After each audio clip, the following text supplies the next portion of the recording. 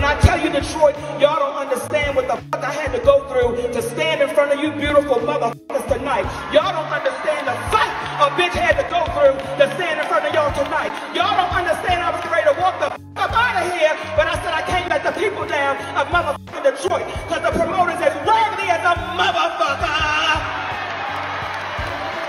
So the contract, oh nigga, the motherfucking contract said that a bitch is the headliner.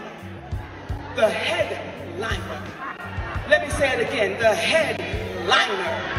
That's what the motherfucking contract says. Monique is to be the last motherfucking person on the goddamn stage. She is the headliner. That's what I signed the fuck up for. I'm 30 plus years in this motherfucking business, and I don't open for no goddamn body. The contract said the headliner. The contract said the headliner. The contract said the headliner. But a nigga named D.L. Hughleys turned into a bitch and said, I won't perform if she does that. I won't go out if she does that. Nigga, you open for the kings of comedy. I close for the queens of comedy, nigga. I don't fuck with nobody. I don't fuck with no motherfucking body. But when you cross the line with me, nigga, you have crossed the motherfucking line. And that bitch, nigga, has crossed the motherfucking line. See, we got a history, nigga. We got a history. That nigga went on a tour talking about all Monique wasn't. You can Google it right now. D.L. Hughleys on Monique, all I wasn't, what I wasn't worth, all of this bullshit, and nigga, you put your feet under my motherfucking table. See, you came to my home, nigga, and you put your feet under my motherfucking table. I don't get down like that, goddammit. You got a bitch wrong. You talk about Young Thug, and cause of their names, nigga, your name is D.L. What the fuck does it stand for? Hey, how far you bending over, nigga, on the D.L.? Fuck with the wrong one. See, black women, let me tell you something. A lot of black men in Hollywood got a problem with me, because I got a motherfucking black king. That's my husband.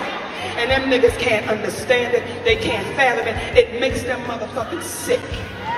Because at what time did black men start attacking black women?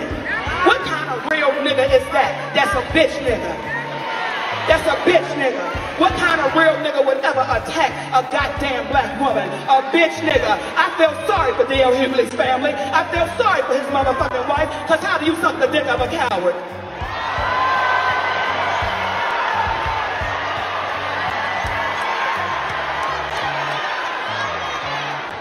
I want to give you the history, mama, so you understand. See, when I look at my wise sisters, and she look at me like this, get that, nigga. Thank you, mama. See, I did this radio show one time, right? Because I'm thinking, this is my boy. This nigga ain't never had no motherfucking problem, y'all. Right? This my motherfucking dude. So we on a radio show, and when we get to the end of the motherfucking program, bitch, did you hit program?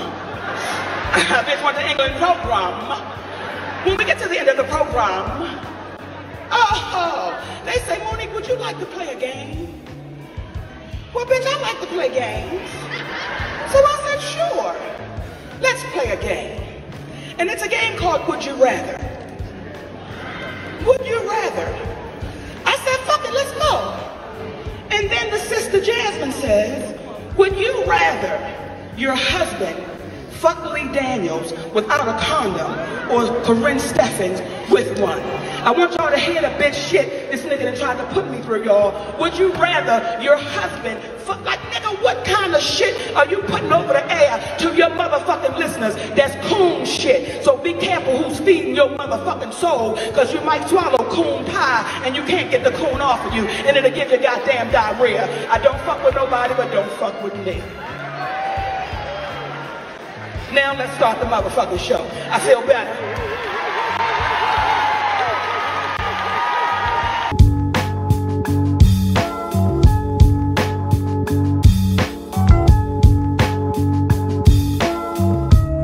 So if you've been seeing this whole Monique versus D.L. Hughley situation going on and you're not quite sure what's going on, I'm gonna break it down the only way I know how to break it down for y'all, okay? So y'all remember this episode from That's So Raven, right? When Raven and Chelsea were supposed to perform together at the school talent show, they had a falling out and went their separate ways to do their own performances. So Eddie was in charge of putting the talent in different time slots. So he promised Raven that she could close the show, and he also promised Chelsea that she could close the show without informing either one that they would both be on the stage at the same time. So all heck was about to break loose when these two popped up on stage after they'd been promised that they were going to be the closing act. So let's just say Raven is Monique and Chelsea is D.L. Hughley and Eddie is the promoter. So we have Raven, aka Monique, pulling out her legal documents and her contracts, and we also have Chelsea, aka D.L. Hughley, doing the same thing. Where is Eddie?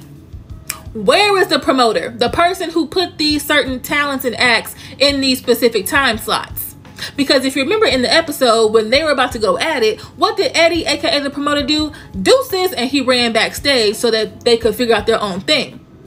Now, that's basically the gist of it. That's like the easiest way I can break it down for you in That's So Raven terms, okay? Raven, aka Monique, is like, you promised me this slot, I'm supposed to be doing this, and then here comes Chelsea, aka D.L. Hughley, no, I'm supposed to be in this spot because that's what's been promised to me. And then we have Eddie, aka the promoter, backstage hoping they figure this thing out because he don't want to get in the crossfire.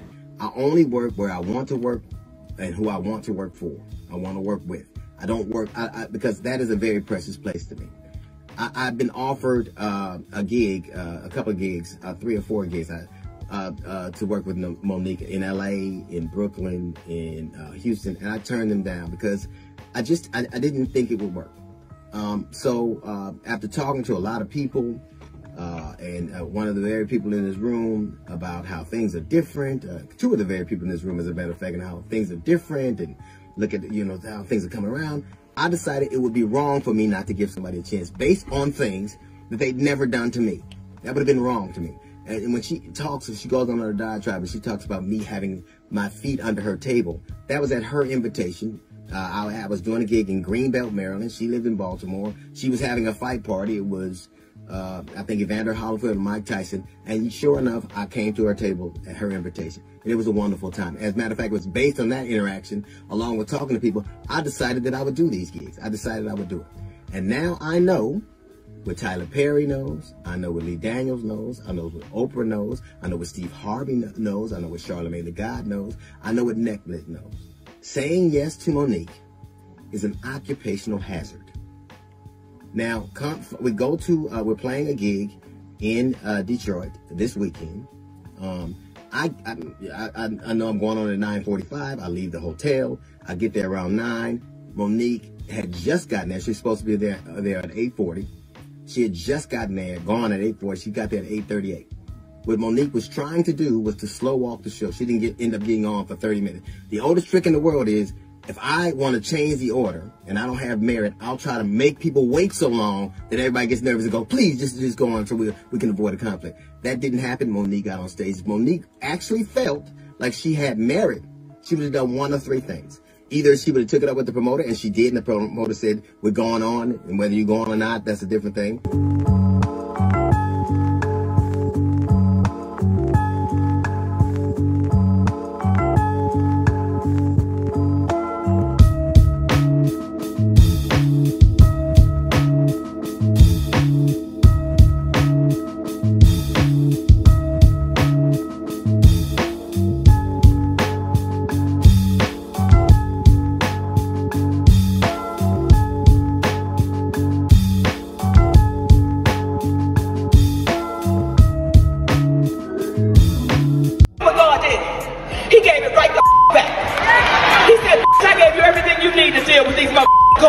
Steve Harvey, D.l. Hughley. I gave you everything you need to deal with these coons. I don't with nobody. See tonight. What? Excuse me, Monique? Let me just open by saying I could care less than about what you think about me. Because clearly, I'm not your problem. You know what? And anyone who knows me, who really knows me, can't even make that statement. Now you trying to sound profound now, but really, girl. Why do we keep doing this to each other? Why if you got an issue with me, come talk to me. But why do we have to lash out so publicly like this to each other? It just drags us all down at the same time, man. I don't get it. Well, you know what? And you're right. You're right. It's not gonna air. I said the fucking ain't right, and I thought it would. 10 minutes later, 5 to 10 minutes later, the people from Kiss FM and MS Communication came down, took that tape, said if it airs, you'll never work on radio again. Took it from everybody. Said this better never air, and it did not. And it did not air. I'm telling you, that's true shit. I swear that on my kids. So I know he's powerful enough to make that up. So now you don't think so you're telling this story now? I told it then. I told it on Tom Jones. No, this is not. No, this is. You told the story. Oh yeah, I swear to God. See, people only hear what they want to hear. Yeah.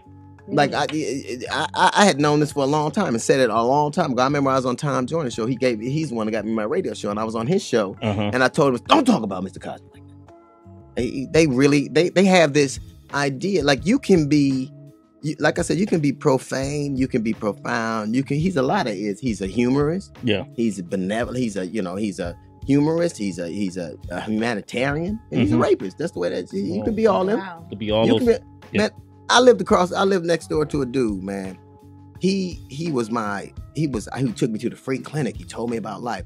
And he also was raping his daughter the whole time and went to jail. So to me, he's always gonna be the dude who did everybody's do it. How come when people do stuff like this, they're always above reproach, nobody ever believes them, and then it's always a lot of victims.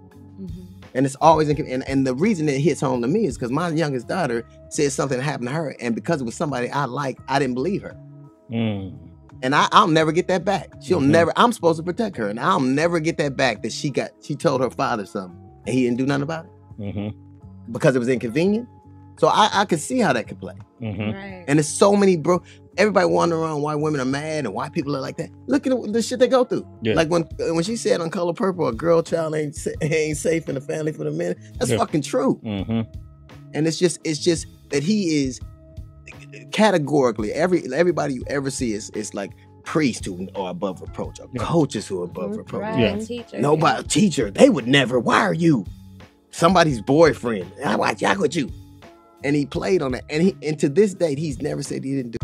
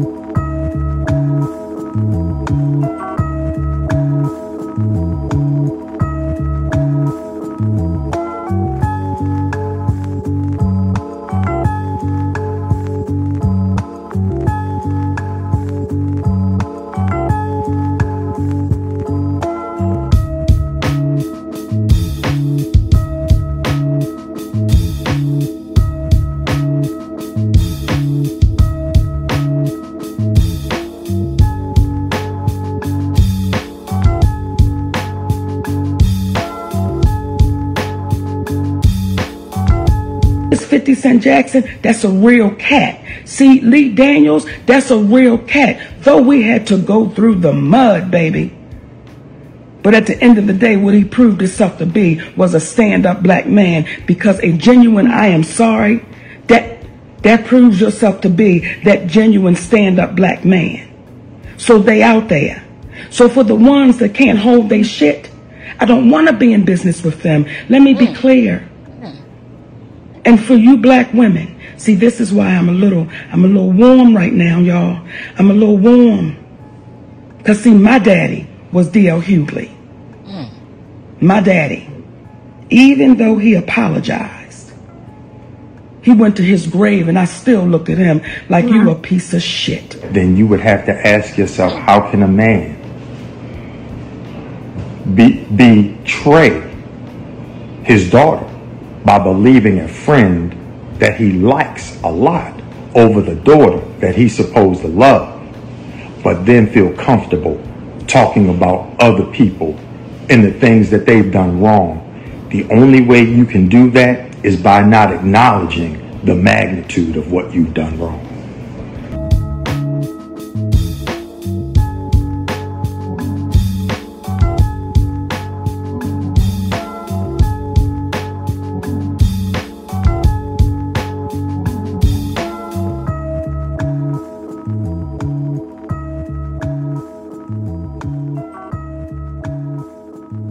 Monique, my love, I don't have to pick a side with you or D.L. Hughley. I'm going to say this. Quite personally, I just think that you're blowing this way out of proportion. What it comes down to is that your husband don't know what the hell he's doing. And he's helping you successfully sabotage your own damn career.